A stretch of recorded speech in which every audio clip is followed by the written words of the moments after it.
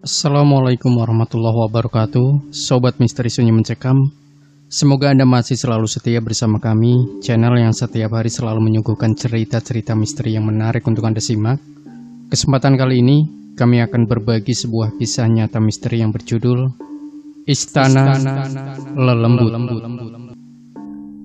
Menurut tutur yang berkembang, pohon jaha yang satu ini adalah pintu gerbang gaib menuju Istana Lelembut yang menguasai daerah itu dan sekitarnya. Tak pelak, berbagai cerita mendirikan bulu kuduk pun berseliweran dari tempat ini. Dan jangan heran, hampir semua orang tua di tempat itu mengingatkan agar anaknya tidak sekali-kali bermain di tempat angker itu, apalagi sampai berbuat tak senonoh di sana. Sepintas, pohon jaha yang satu ini memang tak berbeda jauh dengan pohon sejenis umumnya. Namun bagi masyarakat di sekitarnya, tumbuhan dengan batang warna coklat kehitaman dan berkulit kasar itu mempunyai misteri tersendiri. Apalagi kalangan spiritual meyakini pohon tersebut adalah gerbang gaib untuk menuju Istana Lelembut yang menguasai daerah itu. Karena kekeramatan dan keangkerannya, maka tak ada seorang pun yang berani menebang ataupun memangkas dahannya.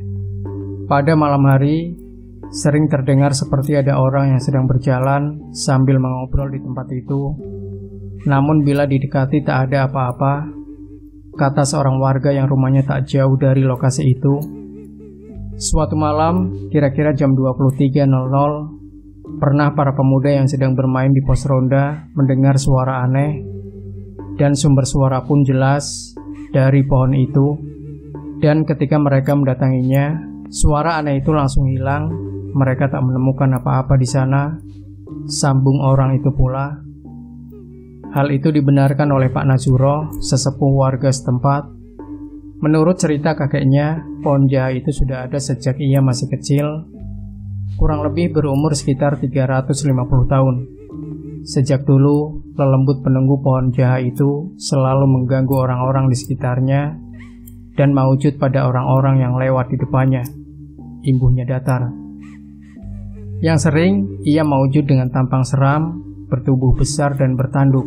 Lanjutnya, berbeda dengan yang dialami Nuradi, seorang mahasiswa yang pernah kos di rumah yang letaknya persis di depan pohon jaha itu. Menurutnya, sebelum dijadikan tempat kos mahasiswa, rumah itu adalah milik orang asing. Tapi, karena tiap malam selalu diganggu oleh para lelembut pohon angker itu, akibatnya orang asing itu ketakutan. Dan karena tak pernah ada yang mau membelinya, akhirnya rumah itu dijadikan sebagai tempat kos mahasiswa. Saat kos di rumah itu, ia acap mengalami berbagai kejadian yang menyeramkan. Jika malam tiba, ia selalu merinding. Dan setelah itu, terciumlah aroma bunga melati yang sudah mulai layu.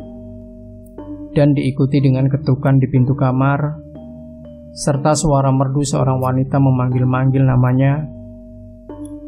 Adi, Adi, bukakan pintu.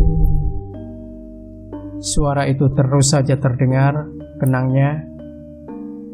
Dengan ketakutan yang teramat sangat, biasanya Adi langsung mengambil Al-Quran dan membaca surah Al-Baqarah ayat 255 sebanyak 7 kali. Dan apa yang terjadi kemudian? Aroma layu melati pun lenyap, yang tinggal hanyalah bau bangkai yang amat menyengat. Dan ketukan pada pintu kamarnya pun berakhir. Karena penasaran, akhirnya Kiai Pamungkas dan tim memutuskan untuk mengadakan investigasi di sekitar pohon jaha yang keramat itu. Waktu menunjukkan pukul 24.00, bintang di langit tampak bersinar redup. Kepengapan udara yang selama ini dirasakan oleh hampir seluruh penduduk ibu kota mendadak berubah. Kini dingin mulai meraja sekujur tubuh kami. Masih dalam hitungan detik, cuping hidung kami diterpa oleh sengatan bau bunga kenanga dan kemenyan dari rokok isong yang menyala. Setelah mempersiapkan ubur rampe, dupa pun mengempulkan asap dan menebarkan baunya yang wangi di segala arah. Perlahan kabut tipis itu mengambang seperti rinyai hujan dan menghilang seiring dengan tersibaknya tabir gaib. Kini di depan kami tampak tertangkap jalan menuju ke pintu masuk ke arah kerajaan tua yang diperintah oleh jin yang bernama Kanjeng Paduka Sang Hyang Watu Alam Yaksa Geni. Kiai Pamungkas dibuat kagum. Betapa tidak, arsitektur keraton gaib itu begitu unik dan memancarkan kewibawaan yang teramat sangat.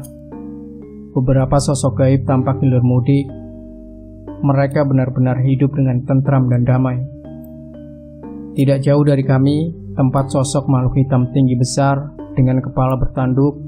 Ia mengenakan pakaian hitam-hitam dan membawa gada. Sementara beberapa meter di belakangnya berdiri megah sebuah gapura dengan ketinggian kira-kira 8 meter. Setelah uluk salam dan saling memperkenalkan diri, Ki Kalagama selaku pimpinan makhluk gaib penjaga pintu gerbang yang jika di alam nyata berupa pohon jaha mempersilahkan kami untuk masuk.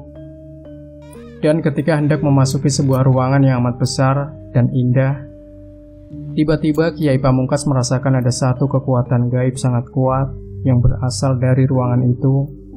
Untuk menjaga hal-hal yang tidak diinginkan, Kiai Pamungkas langsung membentengi diri dengan ajian gelap ngampar. Ki Kalagama sepertinya maklum akan hal itu, dan tak lama kemudian terdengarlah suaranya. "Silakan," ujar Ki Kalagama mempersilahkan kami masuk.